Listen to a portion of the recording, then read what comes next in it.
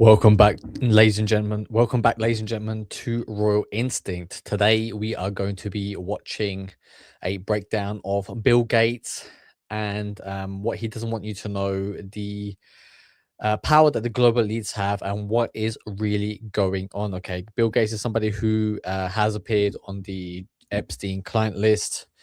He has visited Little St. James. Okay, he has had women um delivered to him by Jeffrey and his possibly Ghislaine Maxwell as well.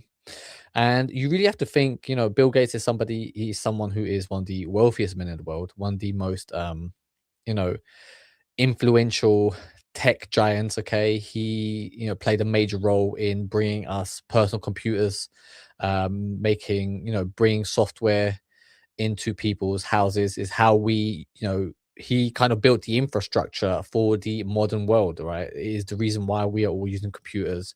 How he allowed the widespread of his software to be used by people.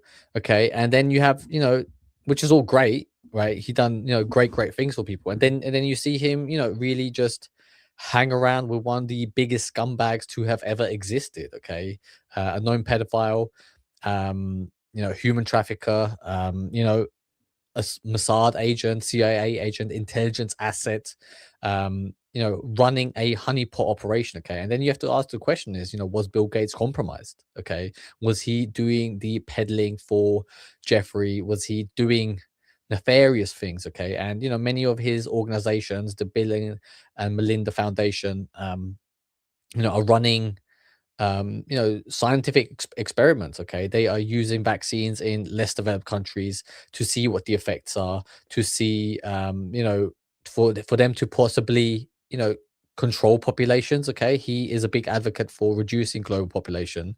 And is he peddling vaccines which can have adverse effect on the fertility rate in less economic developed countries? Okay, but let's jump straight into this video. This video is by a channel called Moon. Great channel. He does great breakdowns, and we will be reacting to this. Bill Gates, the man every government, mainstream media outlet, and elite looked up to. He spent millions on crafting the perfect image of the Yeah, I mean, he really is really, really well connected. Okay, like when global leaders, when Bill speaks, global leaders would listen. Okay, so he was somebody with massive amounts of you know power, influence. Okay, and it turned out that he was also a scumbag in the background. wonderful wise old billionaire who publicly planned to give all of his money away. I'm super excited. Yeah, and you have to realize that a lot of these, billionaires, tech bros, they are in essence, painting a picture that they are a great guy, that they are just normal person who happens to be rich. Okay, and they use PR firms. They carefully curate their image to make themselves look like likable characters. Okay, so that when they do nefarious things, that you will turn the blind eye, that you will not pay attention because of their past narrative. That that'll be over 200 billion. And think about it. If somebody's giving away $200 billion, their whole net worth, and he publicly said that he's not going to leave any money to his children. You think, oh, what a great guy. Do you go? I mean, he just cares so much. He's such a charitable person. Okay, how wrong we were.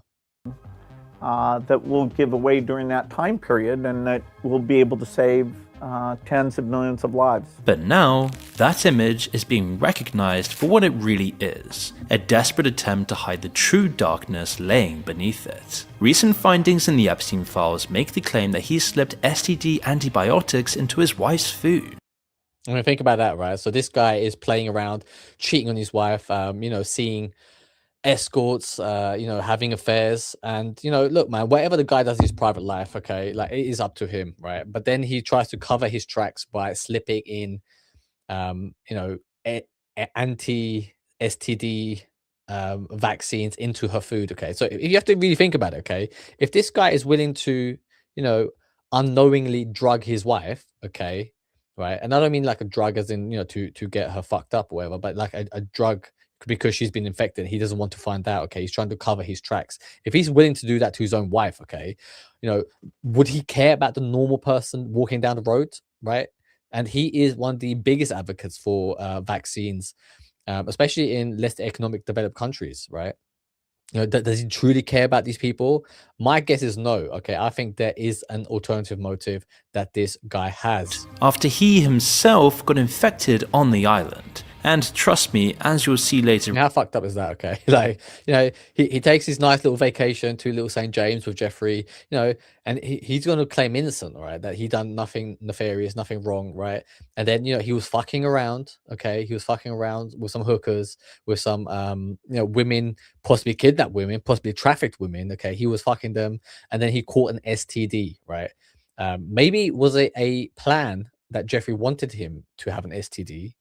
Okay, because Jeffrey wanted to manipulate him further, right? This is how fucked we have to get to speculate, because these people are truly psychopaths, okay, that they are willing to stoop this low. On, things get so much worse. It's really that bad that he's been forced to cancel his latest public appearances. Yeah, because he knows all the questions are going to be about him and Jeffrey. Okay, what were you doing on the island? Okay, did you slip venereal disease, anti-venereal disease pills to your wife? Okay, were you drugging your wife? Okay, what is going on, Bill? Right, what have you been up to? Why are you doing this? Okay, can you not keep it in your pants? If you are going to have an affair, okay, like keep it classy, right? It's well known that if a man's that wealthy, he will have a mistress. Okay, do you have to have the ones that have an STD? Okay, do you have no taste, or maybe you like the depravity that comes with sleeping with someone who is fucked up and has STDs? And his ex-wife Melinda, the one even his wife left. Okay, after the whole FT scandal came, she was like, I'm out of here. Okay, I'm not part of this. She knows more than she lets on. Okay, she knows a lot more than what is going on, what he has been up to, but she was willing to turn a blind eye, okay, due to their public image that she wanted to maintain. Okay, she didn't want her name dragged through the mud, right? But Bill couldn't stop himself. Okay, he had to find the most depraved person, okay, the most heinous of people, right, the most disgusting, despicable, disgusting, you can't even say man. Do you know what I mean? Creature is a better term for Jeffrey Epstein. He had to have him as a good friend. He publicly appeared to build his empire with is now publicly denouncing him. Well, let me say this. I think we're having a reckoning as a society, right? No girl should ever be put in the situation that they were put in by Epstein and was going on with all of the various people around him. The thing is, though, right, like, she can't just play dumb as well. Like, I reckon she knows a lot more than she is letting on, okay? But, like, she just doesn't want to go down with the ship, okay? She doesn't want to be the whistleblower, the first one to speak up, because these people are very, very powerful, okay? Could they end someone's life as powerful, as big as Melinda? I'm sure she knows a lot more, okay? And if you really, really cared about the victims, if you really cared about this situation, the people who got abused by Jeffrey, she should come forward with any information that she has, okay? She needs to help put these people who, not obviously Jeffrey's dead, the people who are also on that list, the people that she knows, are into that sort of shit. Okay, that those people who she knows are complicit with Jeffrey. What was going on? So whatever questions remain there of what I can't even begin to know all of it, those questions are for those people and for even my ex-husband. They need to answer to them. Yeah, she just doesn't want any of the heat. Okay, she's like, no, don't ask me any questions. I have nothing to hide. She is trying to deflect and play the innocent ex-wife. Those things, not me. And all it took was one unsent email to confirm something people had been theorizing about for years. Now that the truth has started to trickle out, Bill has been forced to admit to at least 2 affairs with Russian women. In a town hall meeting with employees, Gates admitting to 2 affairs with Russian women and what he says about the photos of him in the Epstein files. And it makes you wonder, what else has he been hiding? Whether it be him becoming the largest landowner in the US, or buying out the World Health Organization, or convincing the public that they should be locked in their homes, or presiding over the World Economic Forum. Yeah, I mean the shit that he was coming out with during the COVID fiasco, during the lockdowns, he was the one advocating for mass vaccination, for people to get vaccinated through a fast tracked vaccine, right? Like there was no data to see what was going to happen. There was no data to see if this vaccine even would work, what the side effects would be. And right now, there are many people who have suffered side effects, okay, due to the vaccine.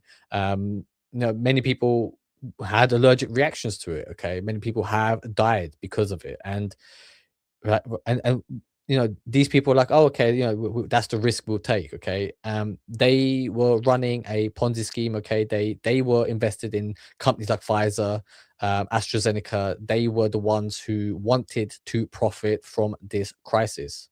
All while secretly chilling out with Jeffrey Epstein. Everything starts to become obvious about this guy when you really look at his creepy behavior subtly coming out in his pre-planned public appearances. What did you do when you found out about his background?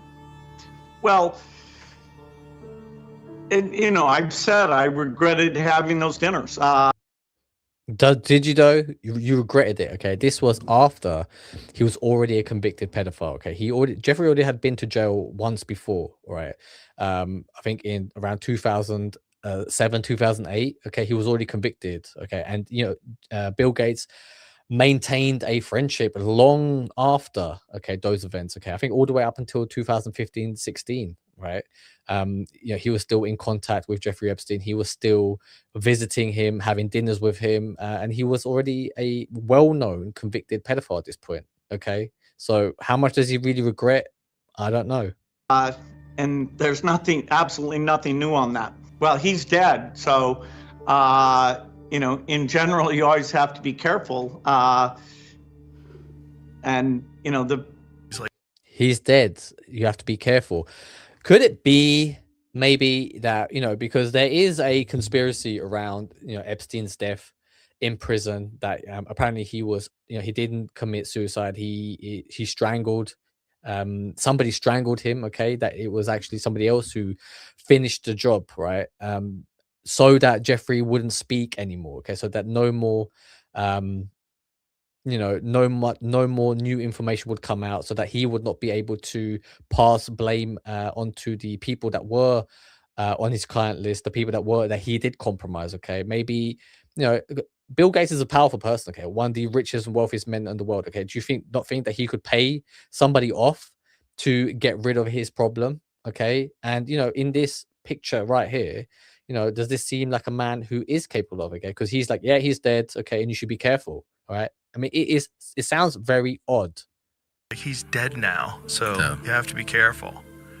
He's dead now. You have to be careful. Is it a message that he's sending to other people? Is it a message that he's sending to Ghislaine Maxwell? We can only speculate. Okay, but at this point, when you really look at how the world is run, how these elites operate, you would not put it past them. Like, what? Be careful or you'll hang yourself in jail? Is that what you're saying? People are finally waking up to the other side of Bill Gates, the side he spent his life trying to hide from the public. And we're going to uncover in this video how deep this rabbit hole truly goes. Because first of all, Bill Gates made his fortune exploiting a hole in the software industry by building a monopoly. And once we piece this story together, everything else starts to make sense about who Bill Gates really is. As when we say monopoly, we're not joking around. When Bill Gates first took over operating systems, he secured over 80% of the market share by the late 80s. Then, I mean, what did he do? Did he really run organized crime syndicate? Okay, the way he was operating, the way he was out muscling his competition, the way he was trying to in essence get rid of anybody that stood in his way of total technological conquest. and he used that control to muscle out the rest of the competition, packaging their 1990 OS with Microsoft Word and Excel. With this unfair advantage, they then used their own developers to make something no one else could, the most compatible software ever. By doing this, Bill Gates was able to achieve a fantasy of his. And you have to even look into his beginnings of how he got so good at computers. I think he went to a school which had the first supercomputer, I think in the 70s, okay, 60s or 70s, right, depending how old this guy is. And you know, I mean, he didn't just go to any like, redneck middle America school, right? He went to one of the most prestigious institutions in Seattle, okay? And he is somebody who was able to get access to advanced technology for its time, okay? So he was one of the first people to learn it, okay? He had that first move advantage. That is how he was able to learn so much about coding and software, and that is why he was able to, position himself as somebody who is very knowledgeable. In essence, he's positioned himself as a subject matter expert. Okay, and that is what we're all about on this channel. We are here developing our own kingdom so that we cannot be compromised by people like Jeffrey, people like Bill Gates. We are here, building kingdoms, and the way that you crown yourself a king is by becoming a subject matter expert, by finding something that you are very good at, something that you are passionate about, something that is your life purpose. Okay, and even Bill Gates, his life purpose was computers and software and technology, and that is where his youth led him to. That is how he, grew his company. That is how he done business. Okay, because he was in his life purpose. He was doing something that he knew a lot about.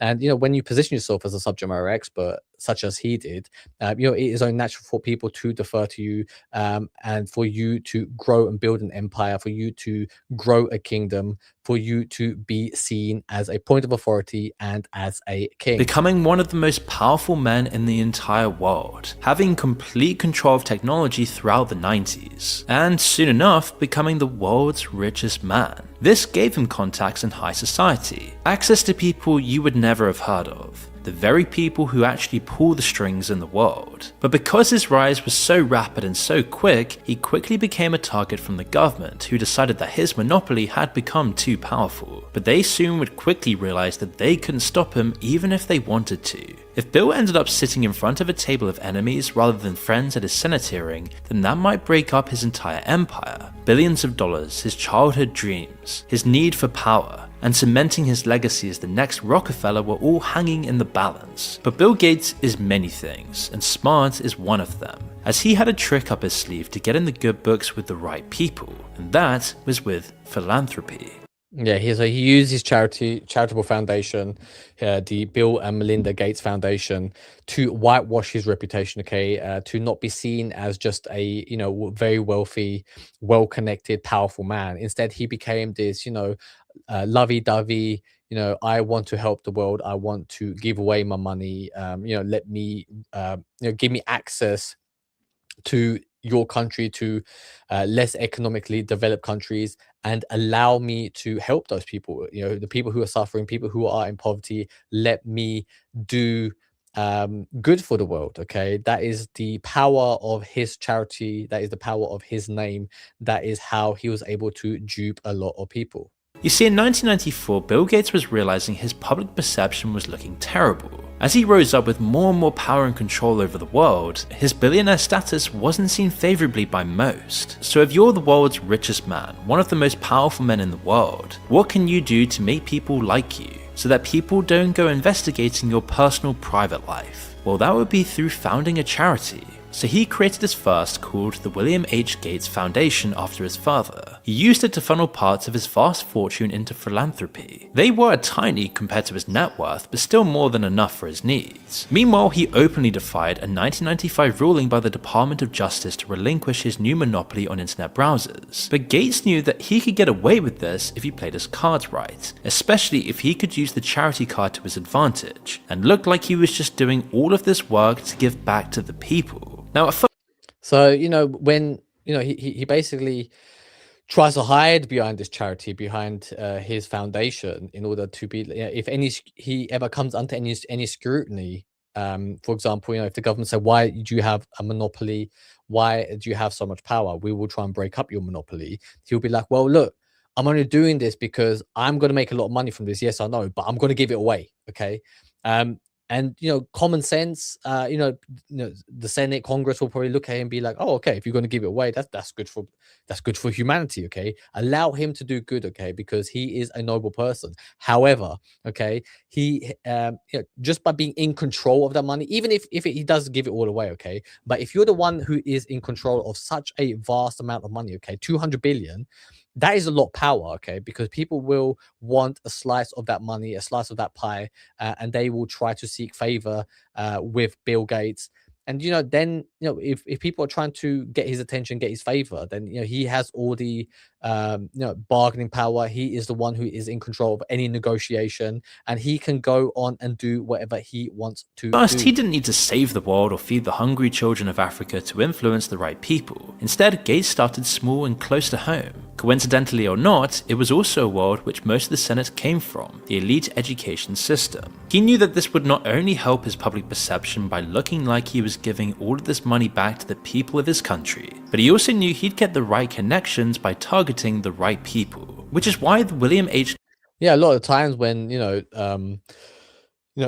have these very, very wealthy people, hosting charity dinners, for example. Oh yeah, we're going to throw a charity dinner. Okay, we're going to do a little gala, to raise funds and give away to help, poor people. Blah blah blah. Right. The reason that they do it is because they want very, very wealthy people all in under one roof. Okay, networking, schmoozing with one another, and it is a very closed club. Okay, you have to be uber wealthy to be in that room in the first place, and then you still, you have to be part of the fraternity. Okay, you have to be part of the inside, in the inside club. Okay, you have to be an insider. They don't allow outsiders to be part of their crew, for them to allow to have any outside decision makers, because they want their power all controlled, divided up amongst people that they can trust, that are aligned with what they want to do, which is to bring about global suffering. Gates' foundation's first work focused on scholarships, entry programs, and grants and donations to colleges. One 1998 Yeah. Okay. So even if he's giving away money to these colleges because he giving grants, because what he wants is, he wants the smart new generation to come up with breakthroughs, with great ideas. Okay, and then when they need funding, they're obviously going to go to the person who also funded the education. Okay, because they now are indebted to him, right? So it is a very calculated strategy. It is a very smart thing that he done to gain control over the current generation and the next. donation of $20 million to Duke University created a program to fast-track high-performing students into the world of the elites. Yeah, so again, so high performing students, right? People who are exceptionally talented, exceptionally smart. He wants them to be part of the elites, okay? Because he doesn't want them to work for any other organization. He wants to have control over their new findings, their solutions that they come up with, okay? So that Bill can continue to profit off of other people's labor. It was just one of many, and for the first few years, this was pretty much the only thing that the Gates Foundations even did. And we can see the reasons behind this strategy very clearly in hindsight. Elite education was where so many politicians come from, where they had built their connections and their base of power.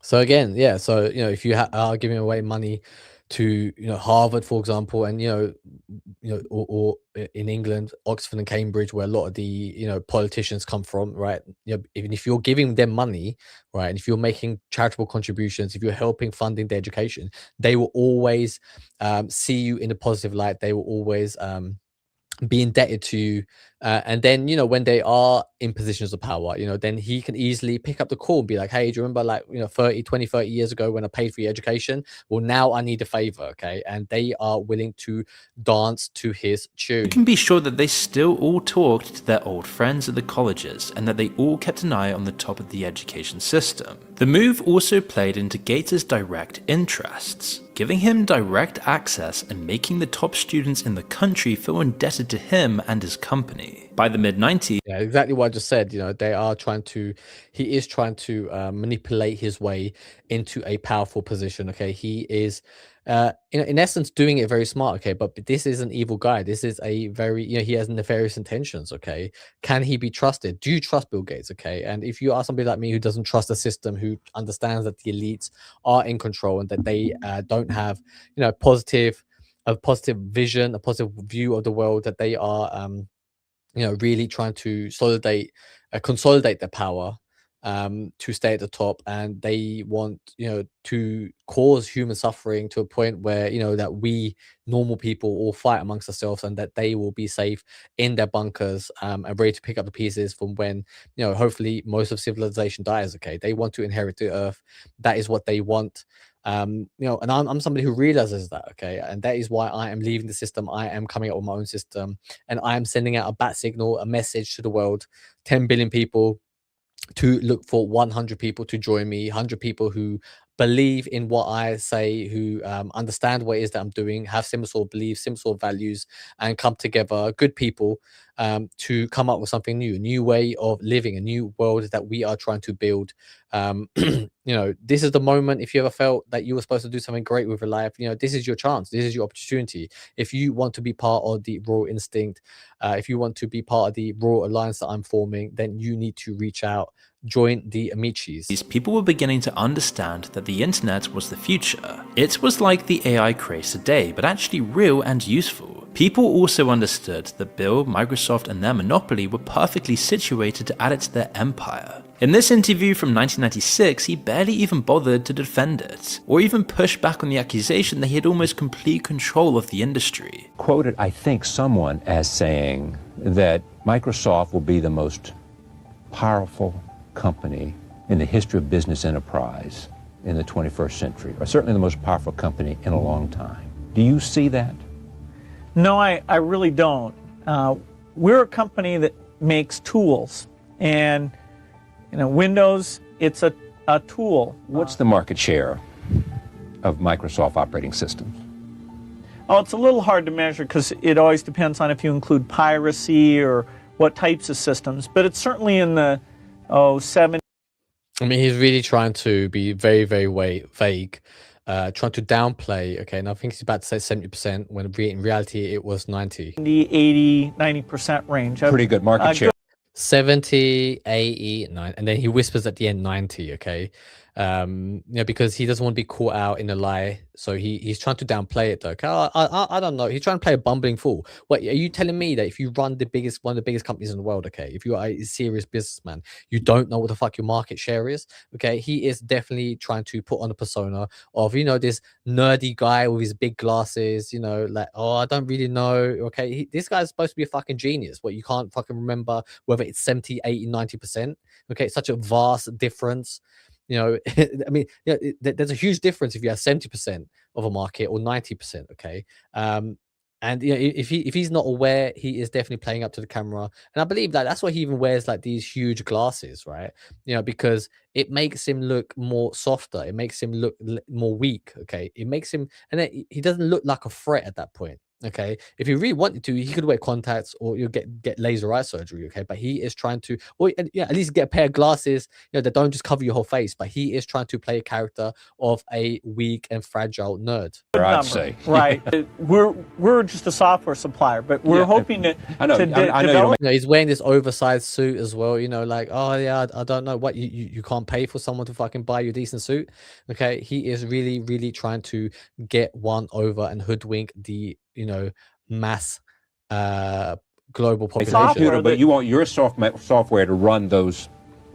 If people want to buy it to do those things, we're going to try and make it so easy to use that they find that a great decision. So much better position than everybody else, and you know it. Your company probably today is better positioned to do what it wants to do and realize its dreams than it's ever been at any time in its history. Better positioned. Of course, Bill knew this as well. He was already 3 steps ahead, ensuring he had the right connections and had put the money in the right pockets. So when Gates finally had his Senate hearing, his net worth had risen from around $10 billion to over $46 billion in just 3 years. Articles at the time seemed hopeful that they might see him brought down a peg or two, but nobody really knew if the government had the power to deal with the new richest man. And the government at the time was the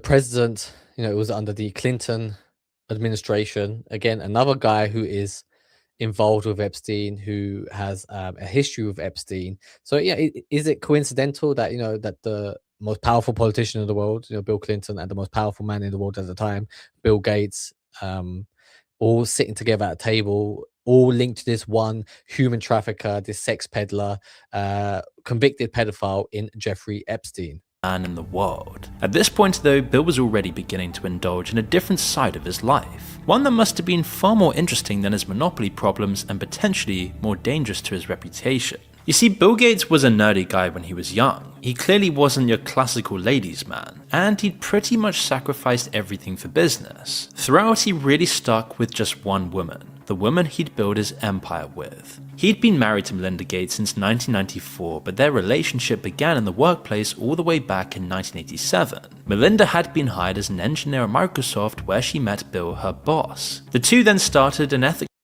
Again, he used his power. He was the one who was cutting the checks, okay, paying her bills, okay, and he leveraged his powerful position to score a date with this engineer.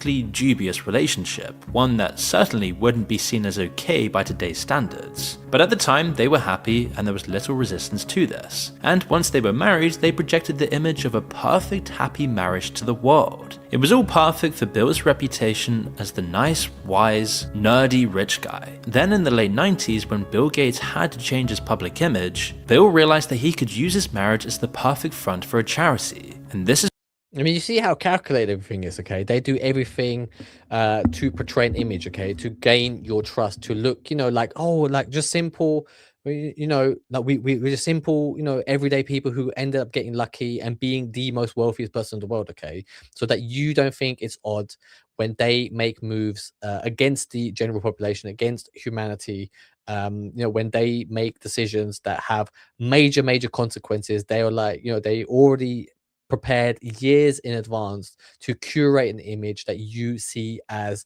normal. When they co-founded the Bill and Melinda Gates Foundation, which turned their local charity work into a global business. Behind the scenes though, it was quite different, and Bill started to get up to the same tricks again. In 2000, Bill Gates became involved with yet another engineer at his company, who remains anonymous to this day. He was still the CEO at this point, but it didn't stop him from starting an affair which reportedly went on for years. And annoyingly, there's this real sense of arrogance with which Bill Gates carries himself. All the evidence that we'll see paints a picture of a man who was often forward with other women, despite his perfect happy marriage front, and who might have actually been pursuing affairs for years. In a later interview from 2022, when everything started unraveling, his apologies just ring very hollow. Did that happen? Were you unfaithful in your marriage? Is that one of the reasons there was a divorce? I certainly made mistakes, and I take. He doesn't just say yes or no. He's like, I certainly made mistakes. What sort of mistakes did you make? Yeah, so, I mean, a mistake could be that you were supposed to fucking, take out the trash, take out the garbage, okay, on a Wednesday night, right? And you forgot to do it, and then your wife's angry at you, okay? No, that's what you would call a mistake, okay? Putting your penis inside a woman that you are not married to, I wouldn't call that a mistake, okay? I think you knew what the fuck you were doing, right? And look, if that's what you want to do, great, but own it, okay? You should have just told your wife, look, man, I'm going to fuck other women. I'm the richest man in the world. I can do what the fuck I want, okay? If you're not happy with it, you can go away, okay? Instead, he has to pretend that he's this good guy, okay? That you need to own who you are, because look, if you don't, you end up living a very devious life, okay? A very perverted life, all right? Like, just be normal. Date as many women as you want, okay? But just be like normal about it, okay? Allow yourself to live who you truly are. Don't try to hide behind a mask. Don't put on a facade, okay? Don't try to fool people, okay? The truth will always come out. Responsibility. I don't think delving into the particulars at this point is constructive, but yeah. Yeah, because he doesn't want to, because he is still trying to cling on to this perfect, goody two-shoes image that he has built, okay? He thinks he is going to hide behind this mask, but the mask is cracking and falling off. Yes, I caused pain, and I feel terrible about that. Yes, No, he does not. He does not feel terrible. He does not give two fucking shits, okay? And if he had the choice, he will do it all over again. And he probably will do it all over again in the future, because that is the type of person that he is. That is how he lives his life. He takes responsibility, but he also doesn't want to talk about any of the things he did specifically. Then later, they ask him about Epstein, and he says this. Why did you continue to meet with him? When you met him, he was already a convicted sex offender. And do you regret that? I certainly made a huge mistake. Not I mean, again, like, you know what I mean? Like making a mistake, right? Like hanging around with a convicted pedophile is not a mistake. Okay, that is a choice, right? Like making a mistake is like by picking up, you know, like, I don't know, you fucking pick up someone's keys, okay? Like that you have to, but a set of keys on the table, you pick up someone else by accident, okay? And you walk out of it. That's a mistake because you're not aware of what you're doing, okay? Hanging around with a fucking pedophile for years after he was already convicted, okay, is not a mistake. That is a choice. That is a known choice. And in essence, he just didn't give a fuck, okay? It's arrogant from him saying that it was a mistake. Just own the fucking thing. Just be like, yeah, look, man, I don't give two shits what he was doing. He was making me a lot of money and he was he was getting me good pussy. Okay, just come out and say it, Bill. All right, we would actually respect that a lot more, wouldn't we? Everybody would respect it more if he just came out. Look, man, Jeffrey Epstein threw the best parties. He had the hottest, wildest girls there. Okay, and you could do whatever the fuck you want, right? And if I think a lot of people will be like, all right, like, you've got some weird sexual fetish, okay, like you do you, bro. But no, he is still trying to cling on to this facade that he has made. only meet him in the first place, but I met with him a number of times. Gates is using charity to justify what he did and the company he kept. He could have found some way of applying. He thinks that the amount of good that he has done in the world, which at the moment looks minimal, okay, because it all looks like he done it for his own personal gain. But he's like, look, man, I hung out with a fucking pedophile, right? But what about my charity work? Like, it is not going to fool people anymore, Bill. Okay, you need to come out with the truth. The same logic to his affairs, and you can be sure he would have done that as well. Of course, people at Microsoft knew all about these claims and who Bill really was. Everyone knew his power and his company's power was getting out of control as well, but nobody has ever wanted to rock the boat and expose him. One, his image. Yeah, because he's too powerful. He has too much money. He can, in essence, end your career if you were working for him. Okay, he can make sure that you never get hired by a rival company. Especially if you own 90% of the market, right? Like, where else are you going to go and work? If you're just a software designer, if you're an engineer working for him, right, and then you speak out about his, deplorable behavior. Okay, his disgusting behavior. If you speak out against him and he fires you, right? Where are you going to go? Okay, so it is the end of your career, right? Like, you have no job left. You have no fucking funds. You have a family to run, maybe.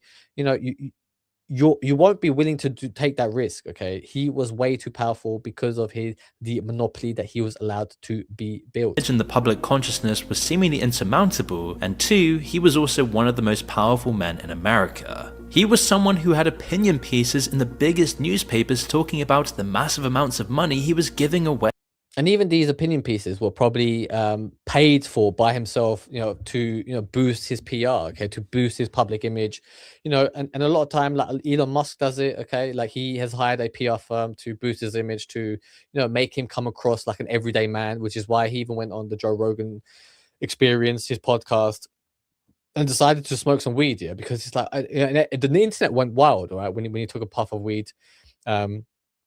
Because they were like, oh my God, the world's richest man, just smoked a blunt with me, right?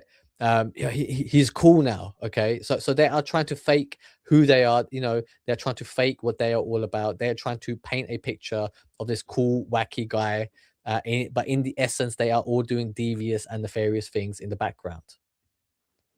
Gates and his foundation weren't like the other charities at the time though. Gates was pioneering a specific kind of charity now known as philanthrocapitalism.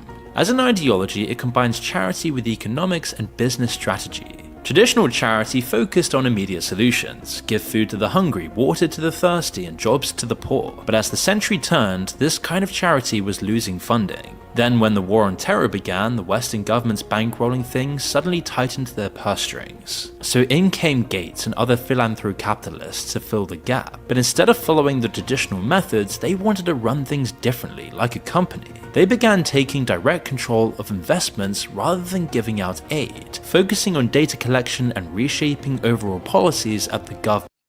I mean, data collection, reshaping policy to fit their agenda, okay? It is a lot of control that these people have, okay?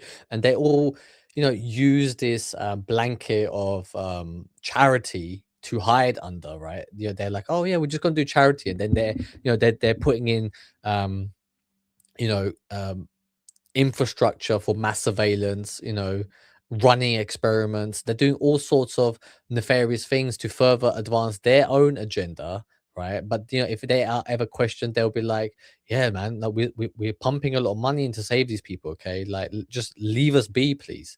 Okay, this is how they get away with it. Level. With their grip on the money, they were controlling who got the funds and how they were used, which effectively put them in control of their partners abroad, allowing them to subtly change the directions of their policies with the implicit threat of turning off the flow of aid money, which so many people now relied on to live. Yeah, and the other thing is, if you run a massive charity, if you are a billionaire, I mean, the tax breaks, okay, that you get from running your money through your charity, okay, because think about it, okay, like Bill Gates, if he owned a private jet, if he wanted to buy a private jet, okay, and fly across the world, okay, he's now paying out of his own money, right, his own pocket to do these things, okay, but that money needs to be taxed, okay. However, if he gets his charity, his foundation to buy a private jet because we need to travel around the world, there is no tax being paid on that transaction, okay. It is a tax write-off, okay. If he's flying across the world, right, he's not paying out of his own pocket, okay. It is taxpayers who are losing out on money, okay, because that is money now that the government can't get their hands on because it is a tax write-off, okay, because it is seen as a charitable contribution. And then he in essence is living his whole life through his foundation, because his full-time job now is to work through the for this charity that he formed, okay.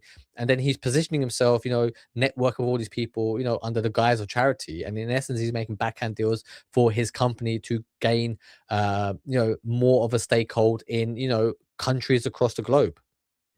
Meanwhile, this idea of performative charity became the Gates Manifesto. He talked about it whenever he could. In 2007, Gates was invited to address Harvard at one of their student events, and his speech laid out the framework that he would rely on for the next 20 years. We can make market forces work better for the poor if we can develop a more creative capitalism.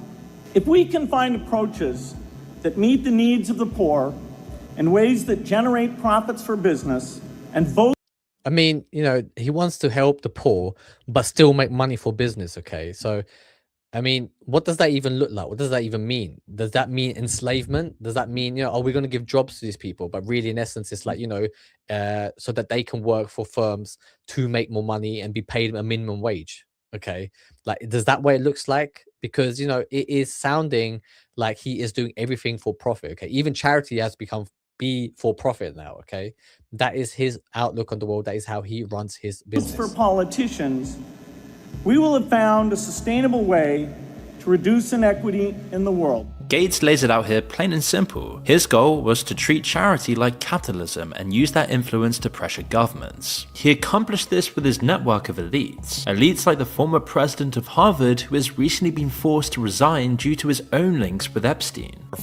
I mean, is this a never-ending list? Okay, you have the Royal Prince Andrew. Okay, he's been compromised by Epstein. Okay, you have people at Harvard, the top education universities. Okay, the top educators in the world are all been to Jeffrey Epstein's island. Okay, you have tech CEOs like Bill Gates. Okay, all been to the island. Yeah, even Elon Musk was begging to go on Jeffrey Epstein's island to attend one of his parties. You have scientists, okay, you have celebrities, all powerful people from all walks of life have been compromised.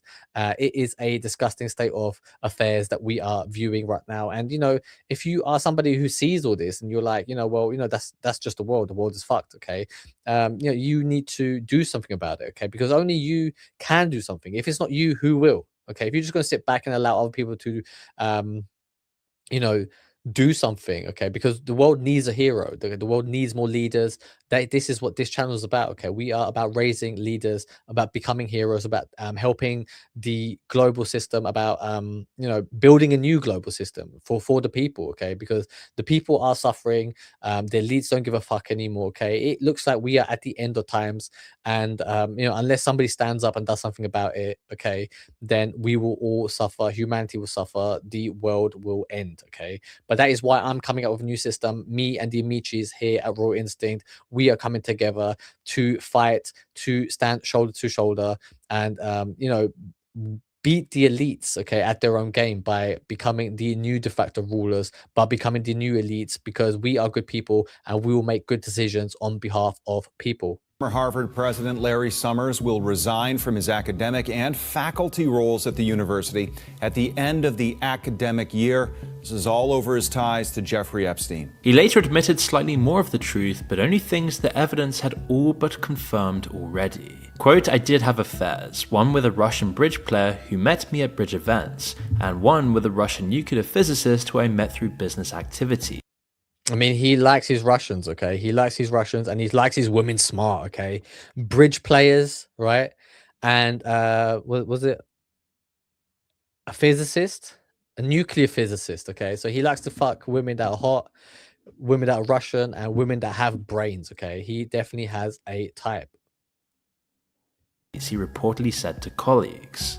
Because there's only so much you can do as a billionaire. You can buy all of the things in the world and influence the economy, but you can't fully control the government. But with charity, you can become more powerful than often even presidents. Of course, he said this was all just for making people's lives better. But how much better does the world really seem a few decades under the shadowy rule of the billionaire class? Doesn't it feel like things have actually gotten a whole lot worse in nearly? Yeah, I mean, okay, like the Bill and Melinda Foundation has been around for over 20 years, 25 years, whatever, okay, and things have not gotten better, okay? These billionaires are saying that we're doing so much philanthropy, that we are doing everything that we can to help the world, and yet this is literally feels like the worst of times, okay? We are literally looking at a fertility crisis. We are literally looking at a loneliness epidemic, wars in the Middle East, okay? Wars in Ukraine, okay, wars in Yemen, wars all across the globe, right? Many people are suffering, many people are still in poverty, okay, many people are being exploited for their labor.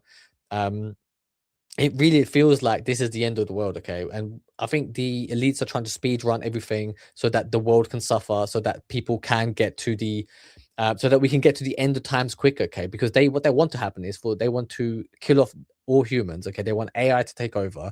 They want AI robots to replace manual labor jobs, right? And then then the elites are, can roam around free, do whatever the fuck that is that they want to do, without having to spend time with rub shoulders with normal people, because they see them as disgusting insects, as shit on their shoe. Every way for regular people. It hasn't always been beneficial for the voiceless people that Gates says he champions either. And even like if you look into organizations like the World Economic Forum, which is again like another non-for-profit organization, apparently, that where leaders, CEOs and politicians, celebrities all come together to talk world policy, okay, for where the world should go, how the world should be governed. Again, like nobody elected these people, okay? These people making decisions on our behalf, on behalf of the people, okay? But the decisions that they're making seems to make everything fucking worse, okay? The wars that they start, right, is making everything worse, right? I mean, even this war that we have in Iran, it is increasing the oil prices, okay? Because everything's becoming more expensive. There's less oil traveling through around the globe right now. And when oil prices go up, food prices increases, okay? Energy prices go up, right? There's already a cost of living crisis, okay? So how much more can people take, okay? Most people are already at breaking point, right? Most people are so fucked, okay? They can't afford to go out, they can't afford to eat out, right? They can't afford to live, okay? And that is driving more and more people into depression, into a state of anxiety where they feel that they can't do anything. And it is going to cause more and more suffering, which is what the elites want, because they want you under their control. They want to give you the solutions to help your suffering, but again, you're just going to enslave yourself more. together. Despite billions of dollars in investments and their programs for African farmers to use Gates Foundation-sponsored GMO seeds and crops, the results are pretty terrible. Not only does this come across like Bill Gates is trying to neo-colonialize Africa, but it's a pretty worrying precedent for what was to come. You see, most of the world has gotten far better at farming, technology has improved, and we're just more efficient. But agricultural production in Africa, where Gates puts most of his focus, has actually dropped by 10% between the mid-20th century and the early 2000s. How's that even fucking possible? Okay, so so Gates puts in money, right, and everywhere across the world, farming, production is increasing. Okay, and then this guy comes along and tries to help Africans. Oh, you guys are so poor. Let me come and help you. Right? He gives them more and more, millions and millions and billions of dollars. Right, and they end up 10% worse off. Okay.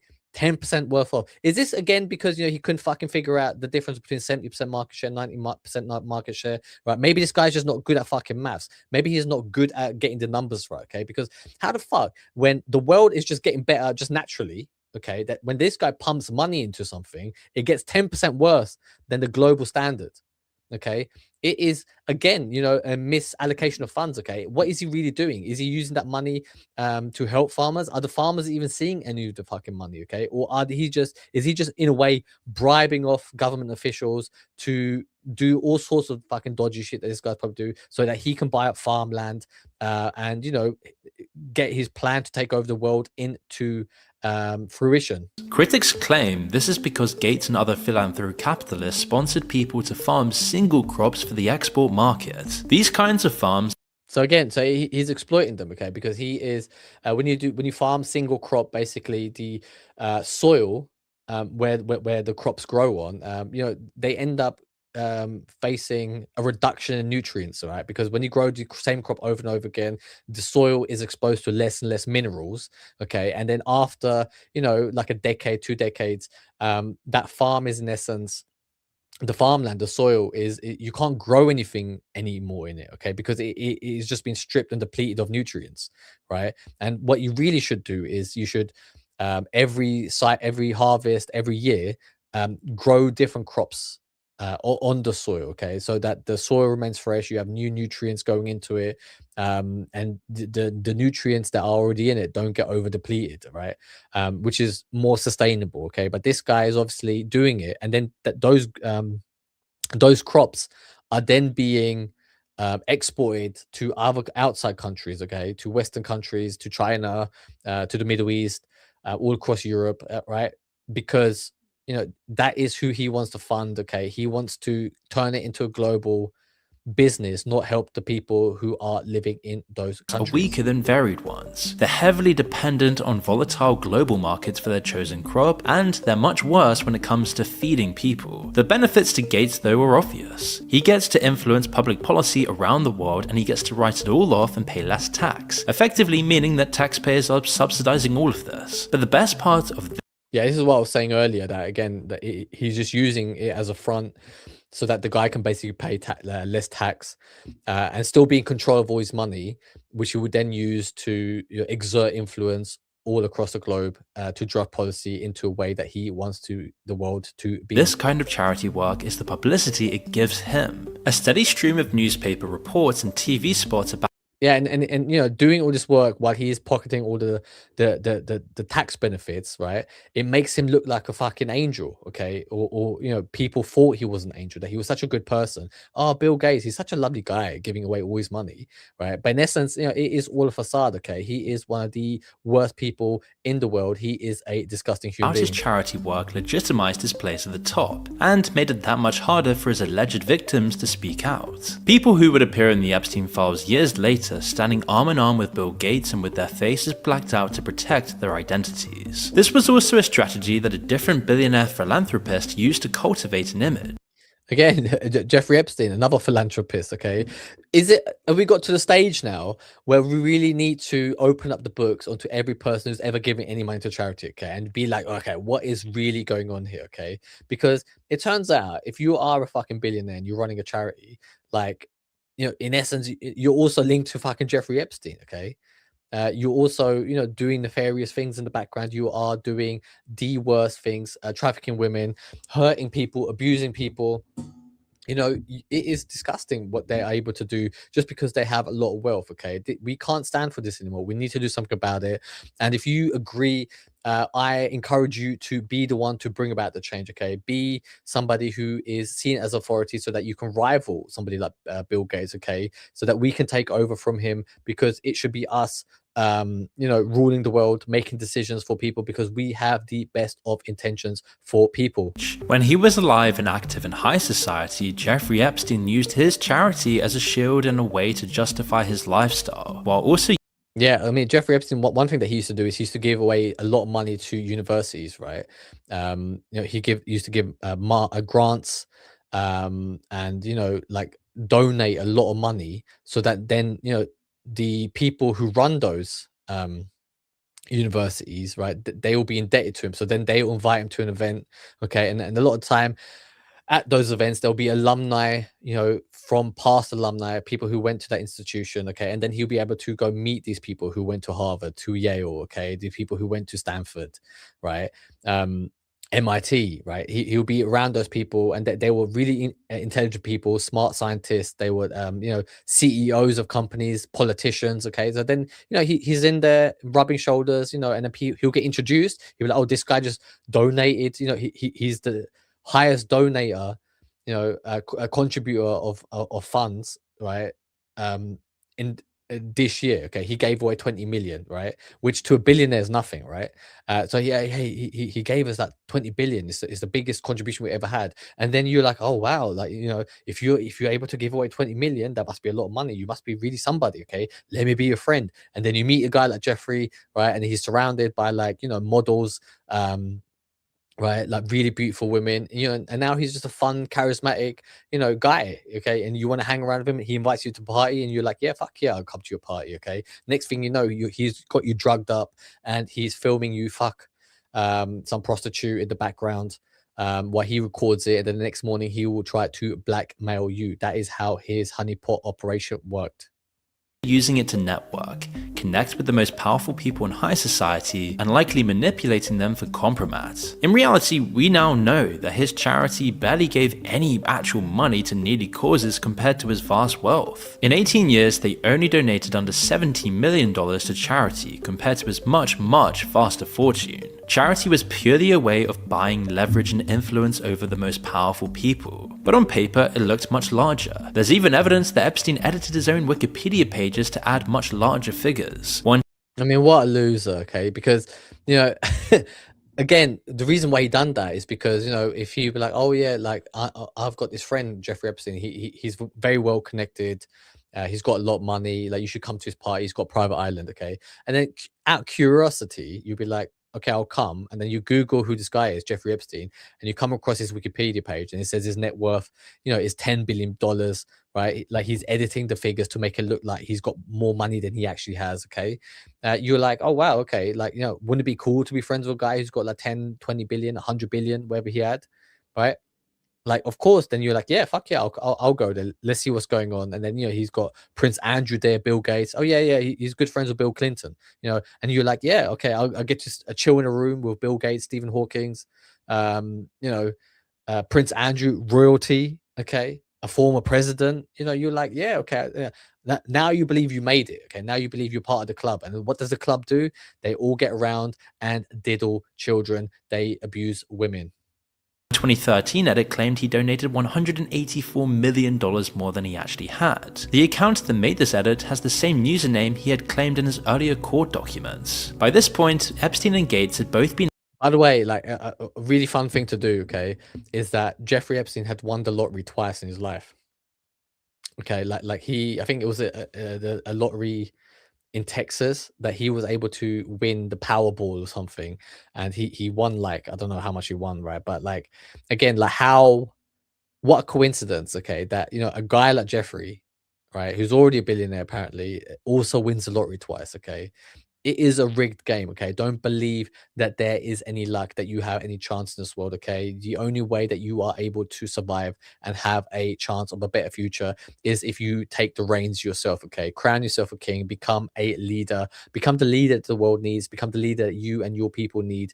Okay, buy a private island. Okay, take away any authority, people who have authority over you. Okay, divorce yourself from them and be the leader for your people. Become somebody who is autonomous and free. Active in the charity world for years, both realizing its lucrative potential. It was also how Epstein first met Bill in 2011. This was just 3 years after Epstein had been convicted for procuring a child as a prostitute, and Bill had been warned about his inappropriate behavior at work. The New York Times alleges that, based on numerous documents from both the Epstein files and the Gates Foundation, Bill visited Epstein's Manhattan townhouse. On one occasion, he stayed late into the night and remarked in emails to colleagues that his lifestyle is very different and kind of intriguing, although it would not work for me.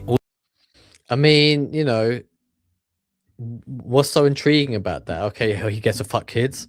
He has a private island. Yeah, I mean, Bill Gates was definitely somebody who was bedazzled by Jeffrey. He got caught up in by his charm, by his wealth, by his supposed connections.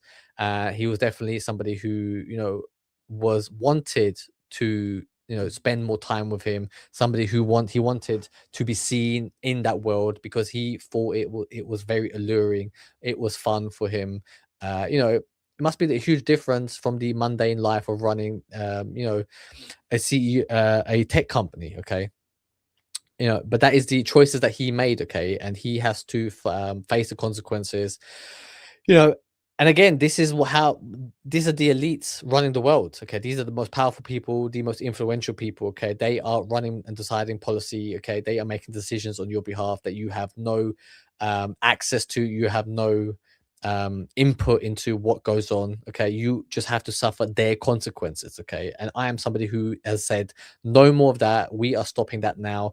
I am stopping it, and we need to do that by becoming kings, by forming kingdoms, by, you know, uniting and rallying against these evil elites. Okay, by replacing them and offering the world a new alternative. Okay, if you want to be part of such conversations, if you want to be part of the Royal Alliance of Kings that I am forming, if you want to be part of the Amicis, where you can have true friends who really have your back, who stand shoulder to shoulder with you when shit hits the fan, when things go wrong, then you need to reach out. Let's see if we can be a good fit, if we can work together and displace the evil elites. But that is it for today. Thank you very much, and I will see you